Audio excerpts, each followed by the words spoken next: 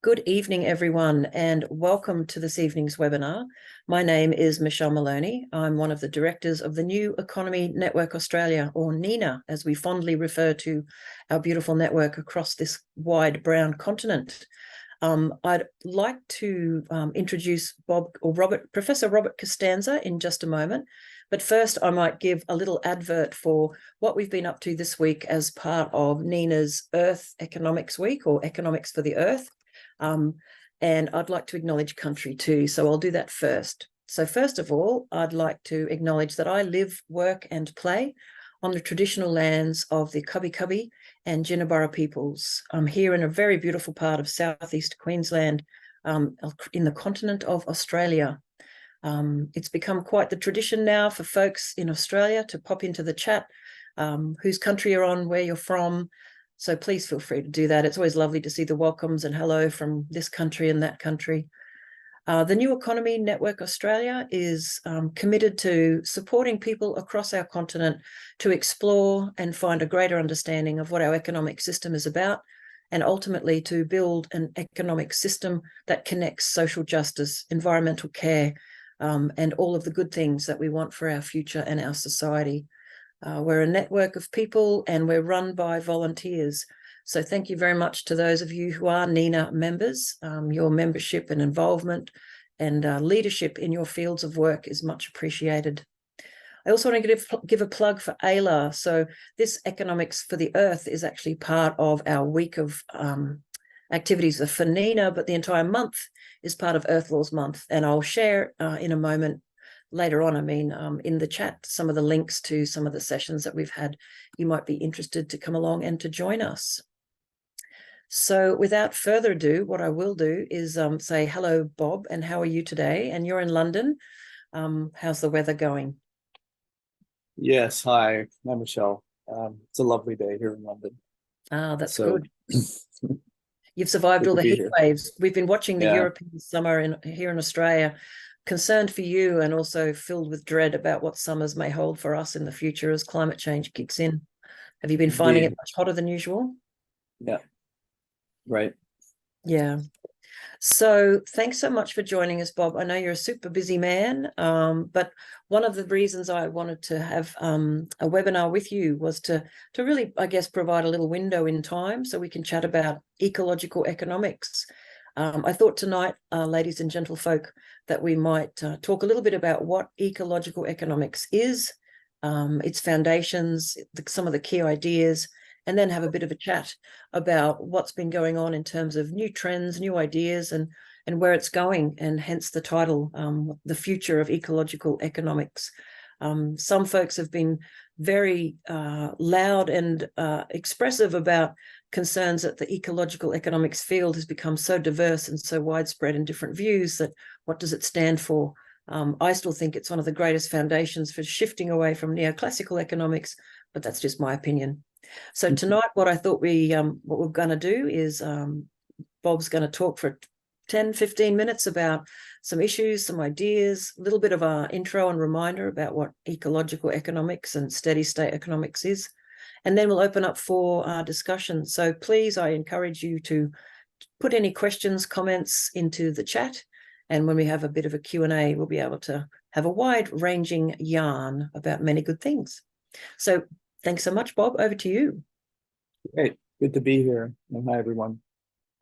And I want to make this more of a conversation as well. So I'm not going to show any slides like I usually do, but just sort of give it a little bit of background, like Michelle was saying, and then open it up for Q&A.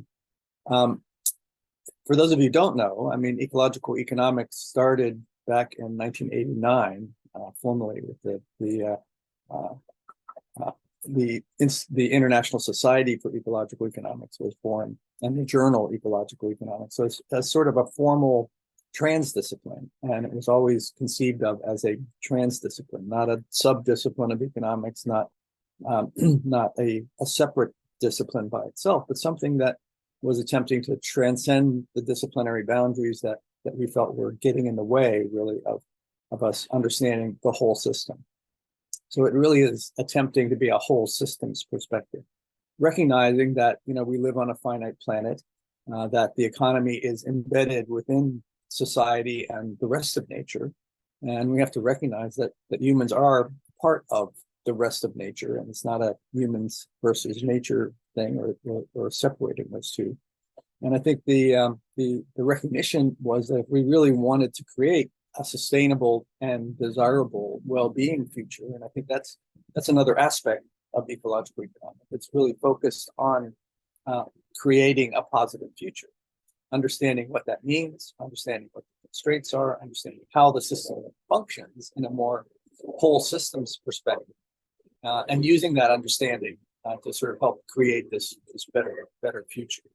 So the etymology of the two words, ecology and economics, sort of point toward that.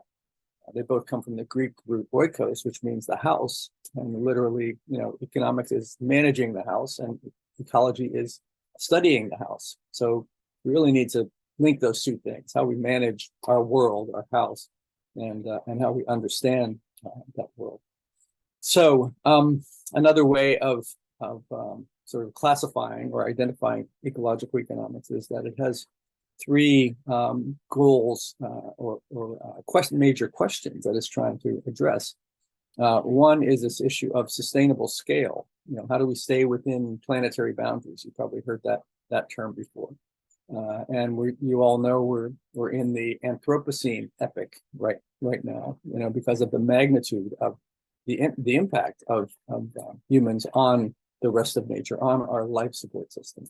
So how do we create an economy that does not that stays within planetary boundaries, that doesn't disrupt our life support system too much, that is sustainable in that very, very real sense? I think that's a primary concern, and had not been a primary concern of conventional economics or really any other discipline for that matter. Ecology was sort of headed in that direction. The second one is a fair distribution. How do we create a fair distribution, not only within the current generation of humans, but also between the current and future generations, and also between humans and other species? So this whole issue of fairness, I think, is a central concern of ecological economics, and it had not been of conventional economics. And finally, how do we create an efficient allocation of resources? But to do that, I think we have to go well beyond the market mechanism, which is what conventional economics uses mainly for allocating resources, and consider all of the things that contribute to human well-being.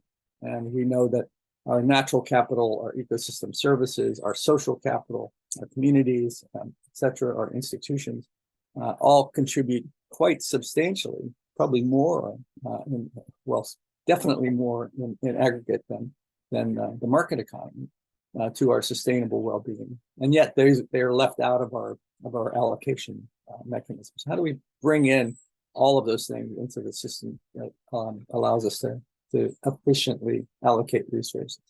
So we're not doing a great job in any of those three areas.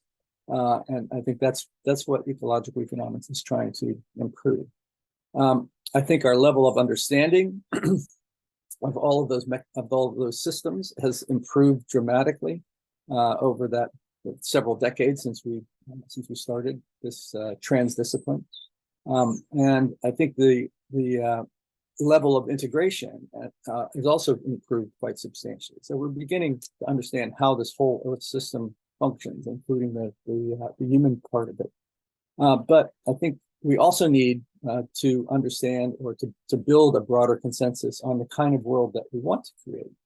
And I think that's necessary in order to motivate the changes that are going to have to happen to help get us there. So I've recently published a book titled Addicted to Growth, and with a subtitle, Sustainable Therapy for Societal Therapy for a Sustainable Wellbeing Future.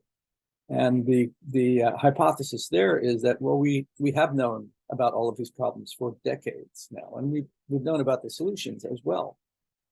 So what has been holding us back, essentially? Why haven't we made faster progress?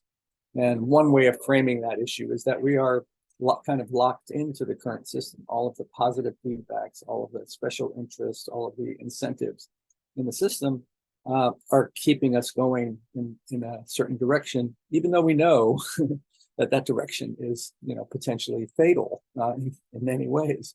And so just like an individual addict, we recognize, we can see that it's difficult to break out of that pattern, and it's going to take more of a therapeutic approach. We know that the worst thing you can do, for an addict is sort of confront them directly with their problem and tell them, you got to stop doing this. But that's exactly what we've been doing at the societal scale, I think, with many of these problems. Not that it's not true in both cases, but it's not necessarily a good way to change behavior. So how do we get beyond this addiction to the current system, which I think is largely focused on, GDP growth at all costs, essentially ignoring the negative impacts on well-being, on society, on the rest of nature, on climate, etc. So I think that's what ecological economics is, or at least should be.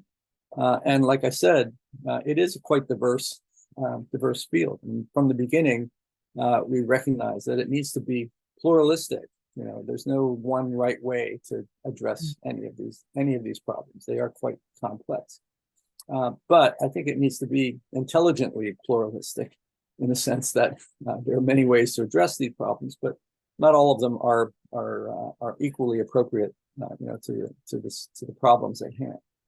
So it is also attempting to be sort of solutions focused as well, and pragmatic. So how do we identify the problems? How do we construct solutions from whatever intellectual basis is most appropriate? So that's where the pluralism comes in. We don't try not to get locked in to a particular ideology, or way of doing things. I think that's been part of the problem with conventional economics, that it's kind of locked into a particular model of human behavior, other things that is not necessarily appropriate. It's no longer appropriate in the situation we find ourselves in the Anthropocene epoch. So, and like I said, I think the other aspect of ecological economics has always been trying to create a better world. What does that world look like? How do we understand well-being and at the individual scale, at the community scale, at the national scale, and at the global scale? So another book we published this last year was titled "Toward an Integrated Science of Well-Being," where we brought together a whole group of scholars to talk about what well-being means at all of those different scales, and how they integrate together. How can we create an understanding of well-being that transcends all of those different scales, that transcends the sort of disciplinary boundaries that we place there, and that can lead us toward this better world. There's also the Wellbeing Economy Alliance, and Michelle is in charge of the Australian New Zealand hub of We All. So it's something that's trying to bring together all of the different groups and individuals around the world that are headed in this direction. That we need a critical mass, essentially, a movement of movements, really, to get beyond the addiction to this growth at all cost paradigm that we've been stuck in. Mm-hmm. So maybe I'll stop there. I think that's probably enough background. And there are questions flowing in already, Bob. So I don't think it's going to be conversations, sure. And thank you for that overview. We might come back in a moment to have a bigger chat about wellbeing economics, or the economies of wellbeing, and the movement that's there. And I note that Catherine Trebek's on our call for a little bit longer. So good evening, Catherine. Catherine was one of the co-creators of the International We All, or Wellbeing Economy Alliance, has now moved on to other projects and is based in Australia, but lovely to see you here. And there's obviously we'll chat a bit more about your books too. It would be nice to hear from you about some of the key issues in them. But the questions are flowing in. So let me start from the beginning. What I normally try to group questions together, but we might just take them as they come in and see how we go for time, everyone. So we'll do our best to have discussions about all these issues.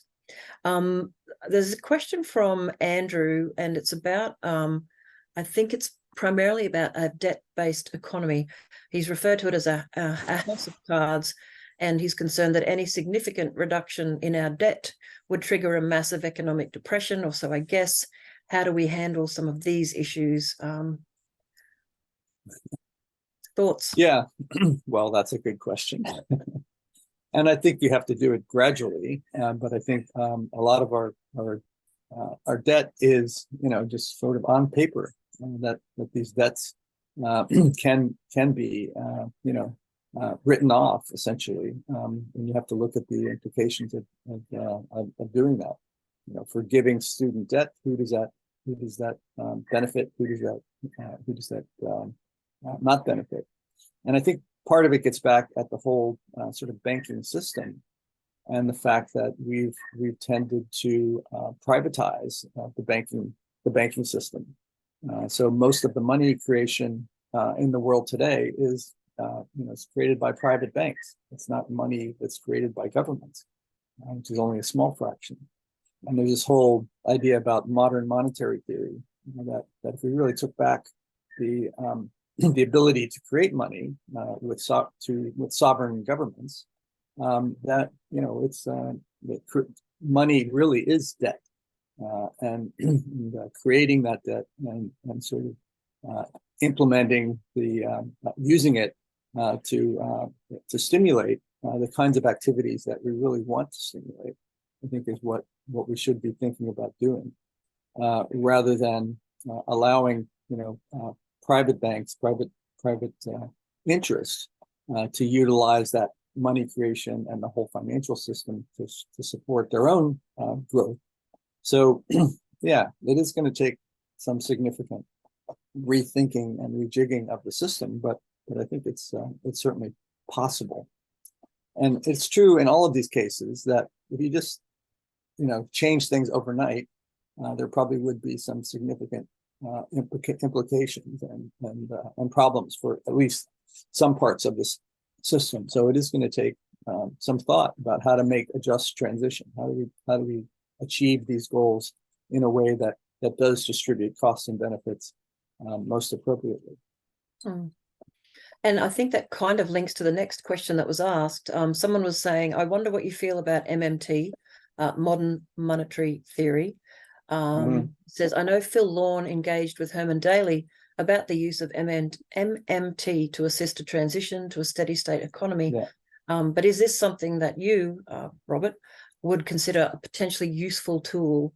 Did you want to define MMT for those who don't understand it fully? And how? I'm not sure I'm the right person to do that, but basically, okay. And you feel free to skip the question if you don't feel comfy answering it. Yeah, I mean, my understanding of it is that sovereign countries that control their own money supply can print money, so they should create money in order to match the resources available to produce goods and services and to produce all the things that we want. And there's no reason that should that should limit the amount of money that's produced, as long as it doesn't cause inflation. So you basically have to match the money supply with the resources available to do things. What we tend to do is not do that, and we end up with unused resources and unemployment and things like that. So that's my primitive understanding of modern monetary theory. And I wonder actually if we can go back even to some more basic ideas around how does the steady state economy idea and ecological economics fit together? Well, Herman Daly was certainly one of the fathers of ecological economics, and that's that was his way of framing the issue. That what we needed was an economy in steady state that wasn't growing in physical terms. Because we live on a finite planet, we have to stay within planetary boundaries. And I think ultimately that should be our goal. That we don't need an economy that grows, or we can't have an economy that grows forever in physical terms on a finite planet. We are already exceeding, several planetary to back off of those. But we can have an economy where well-being is improving. So how to get to that steady state well-being, sustainable well-being kind of economy, I think, is what ecological economics has always been about. So. No, good. Thank you. Yeah. There's a couple of other questions. Many of them are quite diverse. I won't even try to link them together. I might run through a couple more questions, then we might return to your books and talk a bit about what you've been doing in the ideas within your recent publications. So Kenneth has a question. He says, do you have any comments on lessons from the original physiocratic school of economics, mostly doctors, that preceded Adam Smith? This is not something I know anything about. Over to you. Yeah, well, the idea that energy is sort of the basis of the economy, and we can't really do anything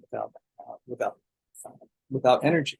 And looking at how energy flows through the economic system and through the system in general, through the whole global system, I think is one way of understanding how the system functions and where it might go and what the limitations are. So the physiocrats, I think, were very much into that, sort of looking at the physical inputs and outputs to the economic system. And there's been a lot of work, I think, within the ecological economics community about the biophysical constraints, the flow of energy through the system, the flow of materials through the system. How do we understand those complex interactions? How do we understand the whole system as a thermodynamic, system? It is the Earth is a well, it's open to energy inputs, but it's pretty much closed to material and other inputs and outputs, except for a few satellites and meteorites. So the whole system is run on, and has been run forever, on the inputs of solar energy and how that flows through the system. So if that's what you're talking about, yeah, I think that's always been a fundamental part of what ecological economics is about. How do we understand those complex flows of energy and materials through the system and use that to better manage that system and understand the constraints. Yes, if we had more time, I'd actually grill you about the current thinking on the usefulness of material flow analysis. And there just seems to have been these shifts in, we no longer need to look at the deficit, we have to look at nature positive everything. People like me who don't understand a lot of the technical stuff, but are really interested in how the heck does a society that consumes this much try to understand its material flows and the science of it. And maybe we can come back to that in the book. I don't know if these are things you look at in the science of well-being. Well, maybe you're getting at the whole sort of decoupling debates. Maybe I am. Which and there are those who say there's sort of the green growth movement, which basically says, yeah, we can still have economic growth. We just need to make it, not as damaging on the environment. And we can do that by having green growth, by having growth that doesn't damage the environment. And I think in the end, that's not going to be possible, at least not in absolute terms. But we can certainly create an economy, I think, that has lower carbon emissions, that is climate neutral, that can be run on renewable energy. But I think to have a growing economy as opposed to a steady state economy, because when you're talking about steady state, then you're talking about a circular economy. We're recycling more. We really are in a system, like a closed terrarium where everything actually does get recycled. But that's not growing. So you have to give up on the growth, addiction, and say what we really want is something in steady state, which we can, where we can recycle things. I think what people don't understand is that I think individual and societal and planetary well-being will actually be improved in that situation. So we don't need growth to have a sustainable well-being economy. What we need is, attention to how the system functions and how all of those how the circular economy can work. So yeah, I think that's a way to, the green growth agenda is really a way to continue, business growing, yeah, without having to pay the price. And certainly we can improve efficiency in different ways, and I think we can and should pursue all of those options. But in the end, I think we've got to have a steady state well-being economy. Or the alternative is that the system does collapse. And we certainly have had historically civilizations do tend to collapse because of the same kinds of issues that they've run into resource constraints, that they've run into political constraints, and usually a combination of those things has led to collapse of historical civilizations. So can we avoid that and create something that is more sustainable and desirable? Excellent. Thank you. There are a couple of questions around GDP, so I might kind of group them together for the sake of efficiency. And the first one is, using the General Progress Indicator, GPI, instead of using GDP, can change the perspective of policymakers. Do you have a view on GPI's usefulness? And then Eva Cox, hi Eva, a wonderful commentator and expert in social and economic issues in Australia. She's got a question too, but I'll leave it with that first one there about GPI versus GDP. Yeah, I think GPI is a huge improvement on GDP. And it is one of the types of indicators that really does try to adjust GDP to reflect some of the hidden costs and benefits, actually. So, it starts with personal consumption, which is a major component of GDP, but then it weights it by income distribution. So it takes on board the whole, fairness issue and the distribution of wealth and income, and inequality has been getting much worse in most countries over the last several decades. Then it adds a few things that are left out, like volunteer work and household labor, so things that we know are important contributions but aren't marketed, so not included. And then it subtracts a bunch of things that should be considered costs, like the cost of crime, the cost of air and water pollution, the cost of climate impacts, etc. Turns out when you do that, you get a very clear comparison with GDP, where in many countries, in fact, we did a global synthesis not too long ago that showed that even though GDP has been going up largely, since 1950 until more recently, GPI basically peaked around 1980 and has been sort of level or declining since then, mainly because of increasing inequality, increasing environmental damage. So the external costs of that GDP growth are really being outweighed or outweighing the benefits of the GDP growth. So, and I think that's a very useful perspective to put out there for the policy community. Are we making genuine progress?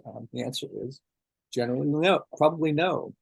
This indicator has been picked up by a couple of governments, in particular the state of Maryland in the U.S. and the state of Vermont in the U.S. have adopted GPI as one of their primary indicators. And I think it can make a big difference in the perception of what is actually positive progress. It's not a complete indicator of well-being. I think it's really a better indicator of a sort of net economic progress. But I think you still need to add in the social component. What's happening with social capital, what's happening with natural capital, and ecosystem services. I think those are kind of on the agenda for the next generation of well-being indicators. We did a class this last term here at UCL with master students. We asked them to go and find all of the well-being indicators that were out there that had been proposed or implemented and alternatives to GDP. And we're up to about 400 at the moment. Wow. Wow. So there has been a lot of people thinking about the need for alternative indicators, Yes. and recognizing that GDP is not the way to go. But they haven't been talking to each other. They've been using different terminology. We're analyzing that database now to see, well, what really is the degree of overlap, the degree of consensus that's already there. I think they are all talking about very similar things, but using different terminology. That's fantastic. In fact, there's several. And then try to build a broader consensus on what should be included in indicators of well-being. So. Sorry to interrupt. No, I was going to say there were like JP and a couple of other people had questions about other measures for qualitative progress or health of a society. So when you and your team have analysed those other 400 possible indicators, we and Nina would love to hear more about that. So thank you. Yeah, great. No, we were part of a project that just got funded by the European Union on just that. Sort of how to move beyond GDP, and part of it is what are better indicators, and how do we build a broader consensus about those indicators, because I think that's what's missing at the moment. Yeah. Like I said, there are a lot of alternatives that have been proposed.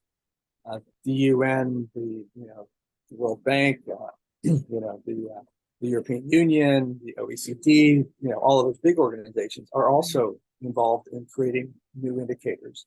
But I think we need, not a whole bunch of them. We need 1, 2, or a small number at least that we can all sort of agree on in order to use that information to help us move forward. Well, and even given, correct me if I'm wrong, but GDP was pretty much embedded into the system after the Second World War and through the whole bunch of UN systems. So if we could get any traction on anything other than GDP at the government level, that would be something like a small revolution, I think. People have been talking about this for decades, and GDP is still entrenched as the thing that everyone measures. So, right. Well, I think we're close to a tipping point there. That's good news.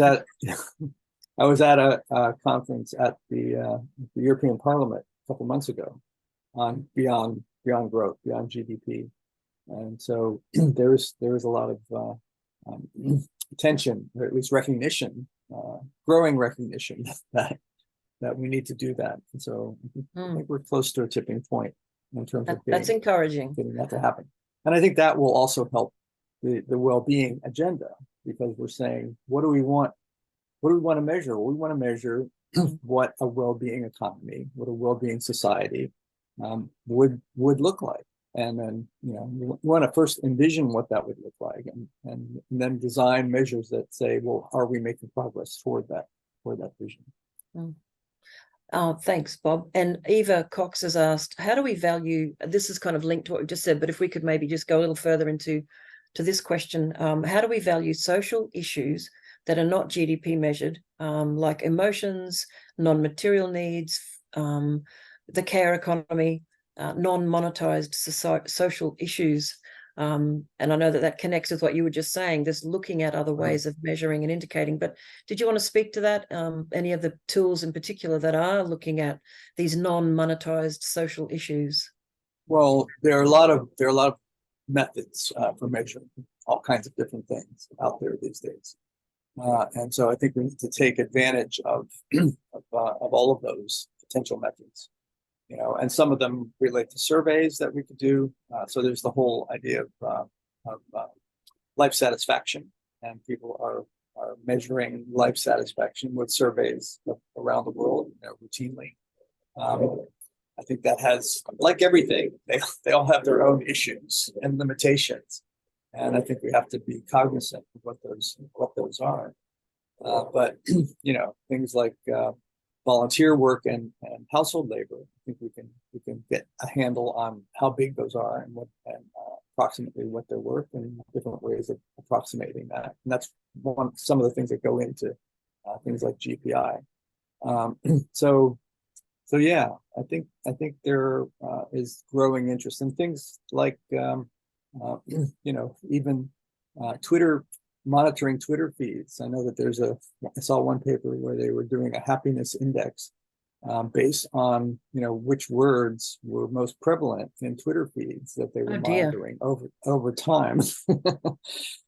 And so you can get like a real-time plot of here's the level of happiness in your community, and if the football team wins, you get this spike in happiness, and if they lose, you get this.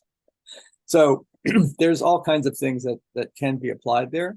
And GDP was designed at a time when the possibilities for collecting data were much different and much more limited. So we can bring in, I think, a lot more kinds of information than we could when GDP was designed, and overcome some of those limitations. Thank you. I'm not excited by the idea of using Twitter to measure my society's happiness, but it's an interesting point in case in point. I've got to share some of these comments from Philip. He's saying, have we really got time left to adopt ecological economics? Someone earlier on, JP, shared the fact that the Stockholm Resilience Institute, I think I've got that name right, that they've updated, there's a paper just come out, I think in the last 2 days, about breaking through that sixth barrier, the sixth boundary. So the planetary boundaries, the latest report is showing and mapping how we've breached 6 of our 9 sort of safe spaces for living on this planet, which is very depressing. So Philip's comment is, regarding the broken boundaries, have we even got time left to adopt ecological economics? And his comments are firm, may I say that. He's put, we have no time left. And in my personal experience of the last 40 years is that these basic ideas have had almost no uptake. Our ill-fated carbon tax was one example, but illustrates the political economy opposed to any move in that direction.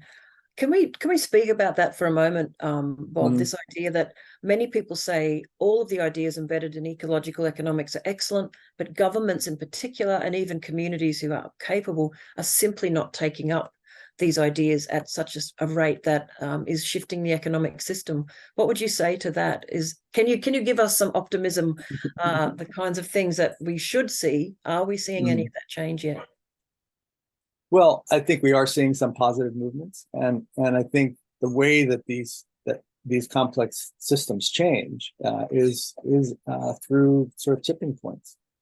So they look like nothing's happening, for a long time, even though things are happening below the surface, but they're not as apparent.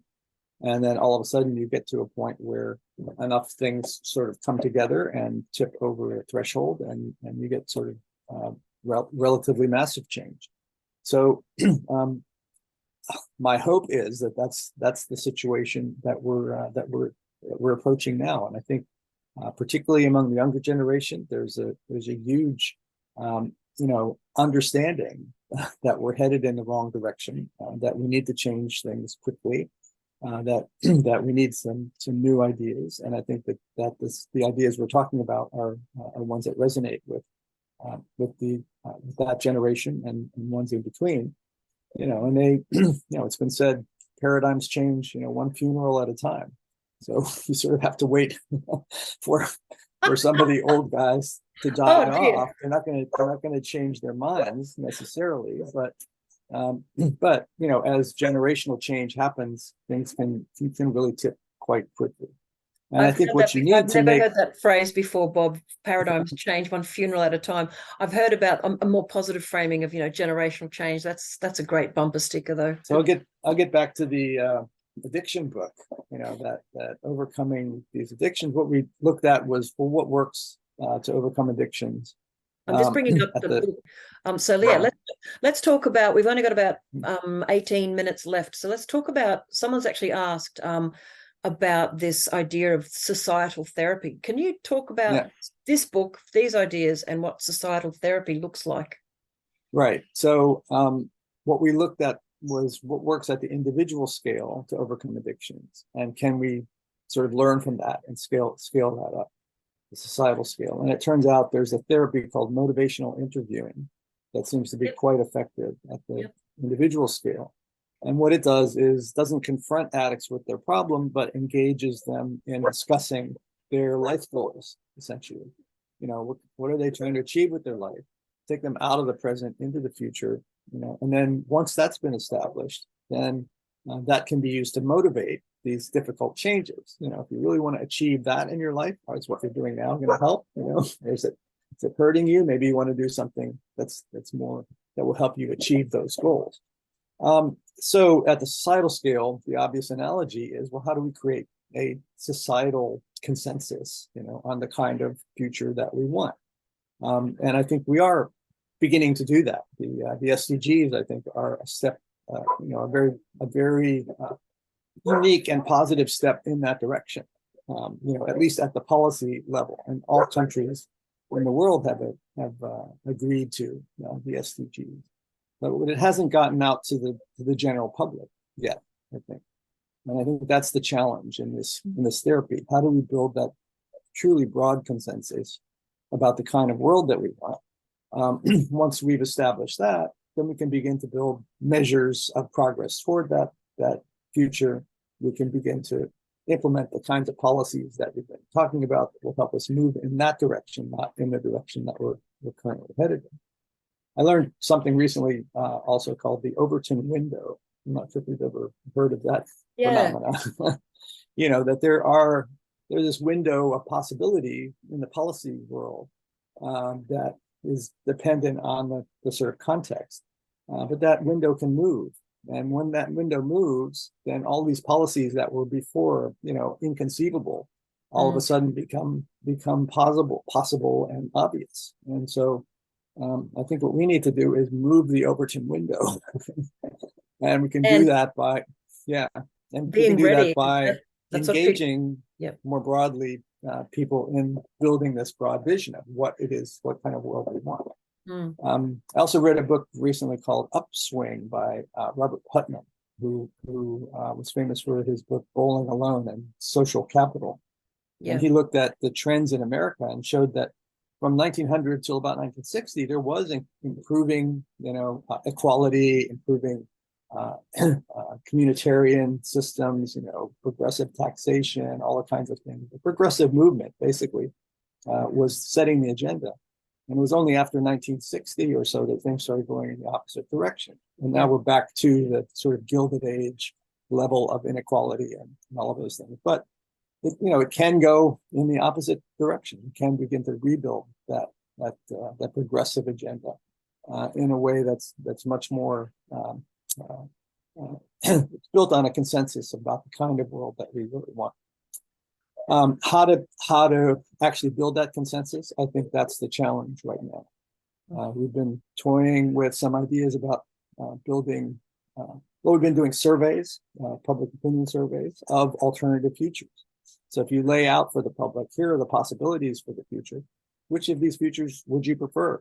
You know, we get very large majorities of people that we survey saying they would like to see more of the SDG type future. A sustainable well-being future is definitely what people prefer. If we can sort of begin to use those kinds of techniques, maybe surveys, videos, other kinds of engagement, where we get people talking about this, and start to build a positive vision and give people hope that positive vision is achievable, then I think we can break out of this. We talk about this in the participatory roles too in a society. Australia's got a very, very, very poor way of bringing people's voices into space. I'm not going to talk about the voice, but the fact that our federal government chose to put to a referendum a really flawed process rather than having ongoing healthy discussions amongst different communities about the vision for the future, compared to countries that have ongoing referenda. and Yeah. sociocracy or citizens' assemblies where people are actually involved in these, exactly what you're saying, these discussions about the future we want. I was going to ask, Right. Bob, the surveys. I talk about sociocracy and deliberative democracy and all of that Well, I was going to ask, in the book as well. Yeah. Is the work Yeah. you're doing on the surveys predominantly in Europe or the UK, or where's that happening? Well, we did one in Australia and published that, and we're trying to get some things going here in the UK. Ultimately, I'd like to see that kind of stuff happening, globally.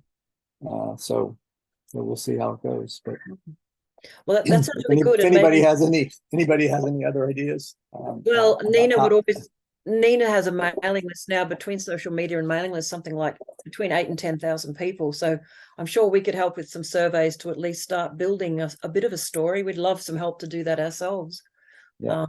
But so you're saying, Bob, that this book that I'm showing, the societal therapy, that outlines a number of the different strategies and things that people can do to get these conversations and common threads. Okay. Yes. That's good. I'll have a little read of that.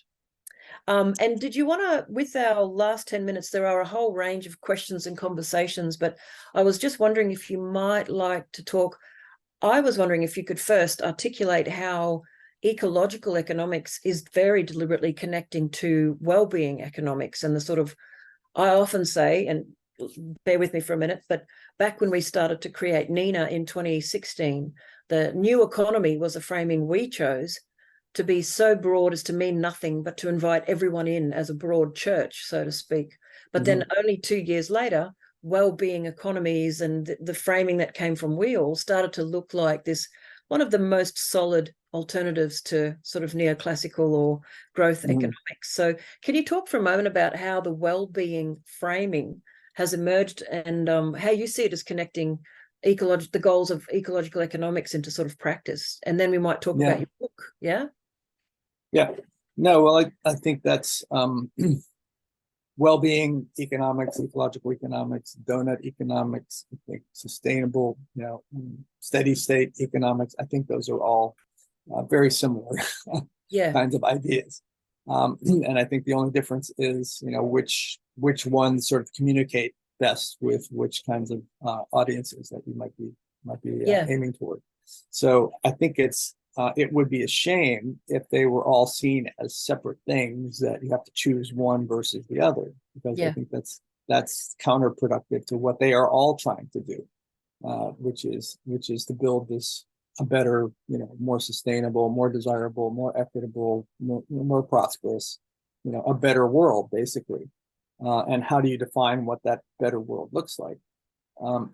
Well-being, I think, currently is for me anyway, is the term that seems to communicate best among the largest subset. Ecological economics, I think, communicates well, maybe more with an academic audience who understands something about ecology and economics and what those terms mean. But I think people really are after some sense of well-being and understand that that's more complicated than simply market production and consumption and the market economy. So yeah. And did you want to talk a little bit about this book, Towards an Integrated Science? Oh yeah, okay. Yeah. So yeah, this was an attempt to try to integrate across these different scales and disciplines of what we mean by well-being. Can we create an integrated science? Well-being has been used, in the health fields quite a bit. So for individual well-being, it's beginning to be used, at the societal scale for economic well-being, and at the planetary scale. There's the whole issue of planetary health and ecosystem health, etc., and well-being. But I don't think those fields have been talking to each other or recognizing that they are talking about very similar kinds of phenomena. What does a well-functioning system look like at any scale? What are the underlying characteristics? So it's a collection of essays from, I don't know how many we had, 25 or so different contributors. If you scroll down a little bit, I think there might be a list. Yeah. But among scientists and scholars at all of those different scales, and we've tasked them with try to connect what you were doing at your scale with the other disciplines at other scales, and try to build this integrated science. I don't think we're there yet. That's why it's toward and not toward. But I think that's an agenda. I think that's an agenda. How do we build this more integrated science of well-being, to help us achieve this well-being economy and society? Excellent. Yeah. Thank you. And I put the links for those books in for folks who'd like to look into them a little further. Just a couple more questions from our fantastically engaged group this evening. And I do apologize if I haven't been able to cover off all of your questions, folks. Interesting comment here, or question from Robert. He says, to you, Bob, in your 2015 textbook, the recommended solution, I think this is about resource use, was to tax inputs, for example, minerals, and outputs, pollution. Your introductory comments this evening suggest that you no longer think that's the main or best strategy. Am I correct? Well, I think that's an important strategy. Certainly, if we want to get, the prices right, or at least approximately right, and the fact that they are so wrong is leading people to consume the wrong things in the wrong quantities. So I think that would certainly help to tax inputs. We've also recommended, for example, an atmospheric trust. So begin to think of the atmosphere as a common asset that we all sort of own together. And once you've established that property right, but on behalf of the whole world rather than on behalf of private individuals, then you begin to use property law and those kinds of issues and say, well, whoever damages that common asset should pay for that damage.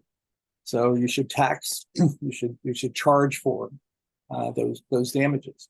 So can we begin to charge oil companies, for example, at the wellhead for the damages that they have already caused or will cause in the future from fossil fuels? And I think that's one of the big remaining barriers to really making significant changes, particularly on the climate front, is the fossil fuel sector, who we continue to subsidize, hugely, and who continues to use the profits that they make to slow down progress rather than to actually improve the situation.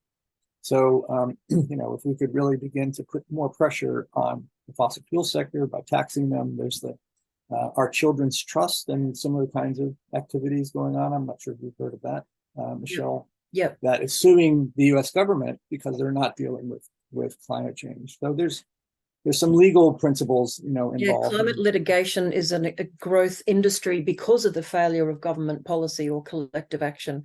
Litigation is a way of people trying to get governments to use the legal hooks they actually have to make action happen.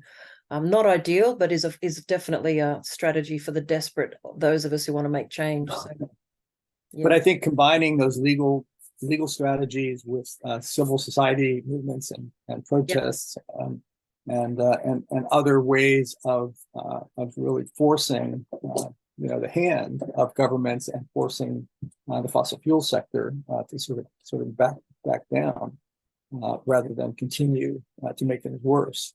And I think that's something that is really critical, in the short term, because of the climate issues that we're facing. So anyway.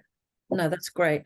So we've got 3 minutes left, and then we'll have to release Bob back into his wild and go forth and do his day as we all go back and have dinner.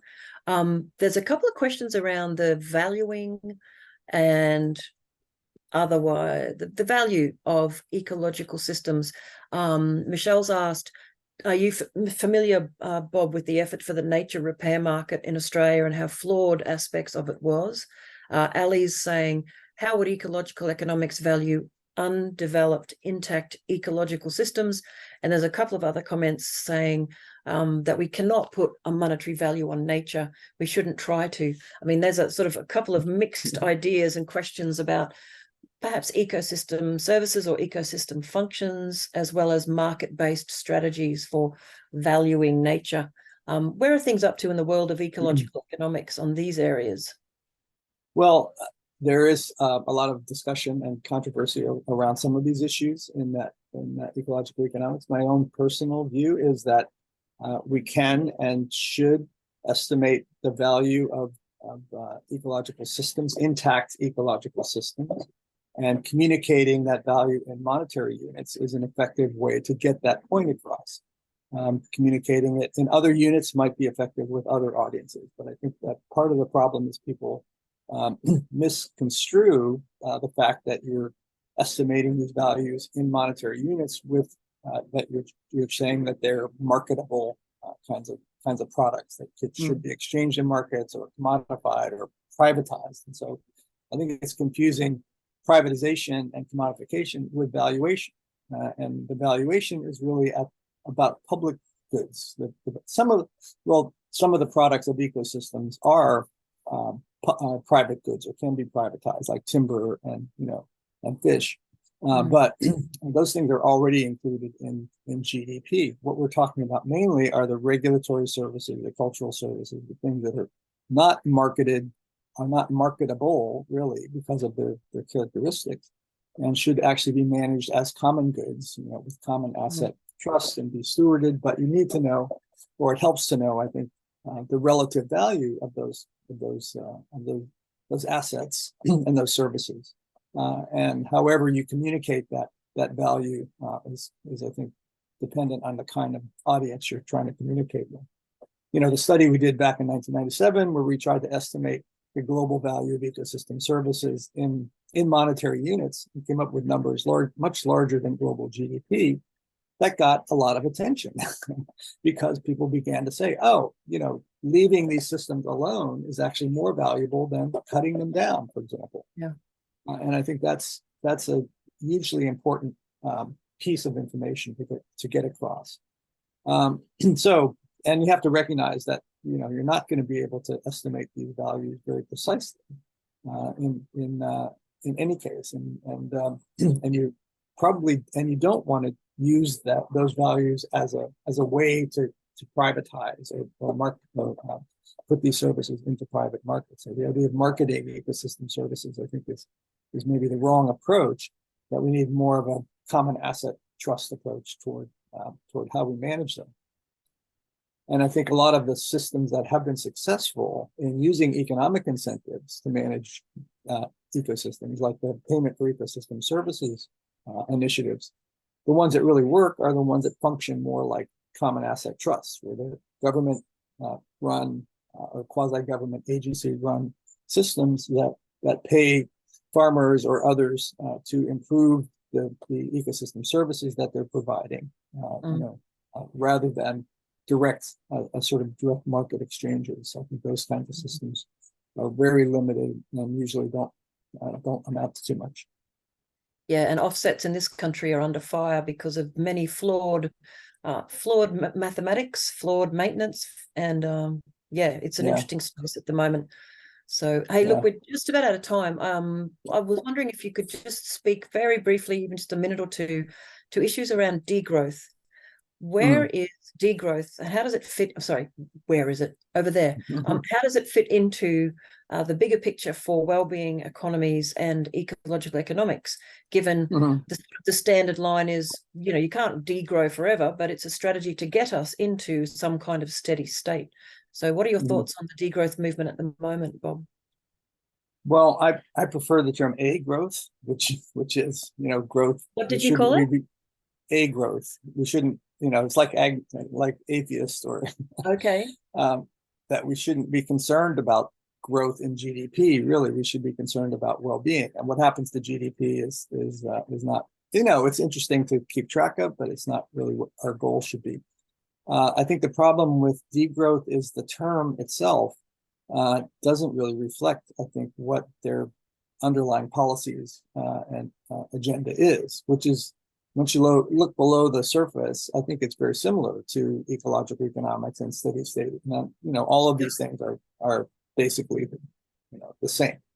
The problem is that the terminology, I think, leads people in the wrong direction necessarily, or in a direction that's not necessarily really where you want to go. Right? I mean, so if you say degrowth, that implies that you want we want growth to reduce. Well, yes, maybe in some cases, maybe not in all cases.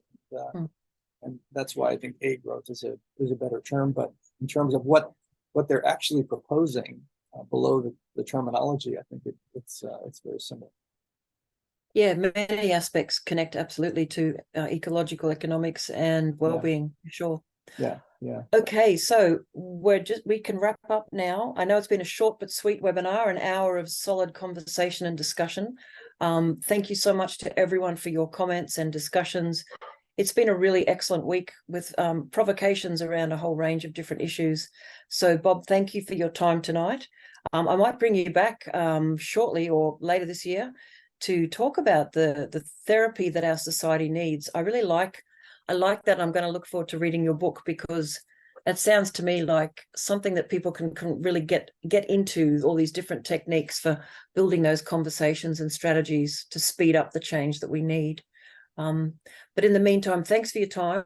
Please do keep sending through to us any publications or survey results, anything you think the NINA Network or We All Australia should be looking at, and we'll do our best to share the word. So, Bob, thank you so much. Yeah. Thanks, everyone. Good to see you. Yeah. Thank you. Bye. Take care there in London.